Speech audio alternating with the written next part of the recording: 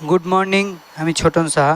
আজকে যে ভিডিওটা আপনাদের সামনে নিয়ে এসেছি, ভিডিওটা অবশ্যই গুরুত্বপূর্ণ। তো দেখছেন দুটো 5 টাকার কয়েন।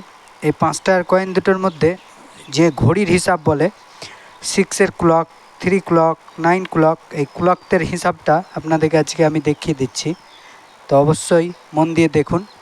এই যে 5 টাকাটা দেখছেন, এটি ঠিক ঘোরালে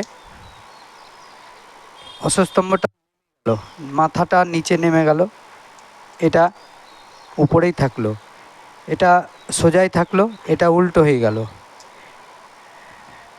ভালো করে দেখুন, এটা উল্টো হয়ে যাচ্ছে, এটা সোজা। 5টা সোজা আছে, অশ্বস্তম্ভর মাথাটা নেমে যাচ্ছে।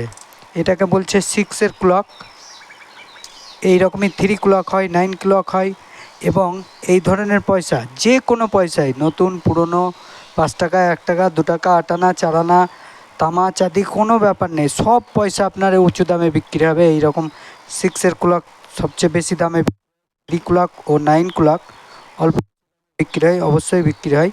তো এই ধরনের ভিডিও পেতে অবশ্যই একটি ফলো করবেন। ভালো লাগলে অবশ্যই শেয়ার করবেন। আর আপনারা যেটা বুঝালাম, এটা এই ধরনের কয়েন থাকলে আমাকে অবশ্যই কমেন্ট করবেন। আমি এগুলো কালেকশন করি আমার শখ সূত্রে। ধন্যবাদ।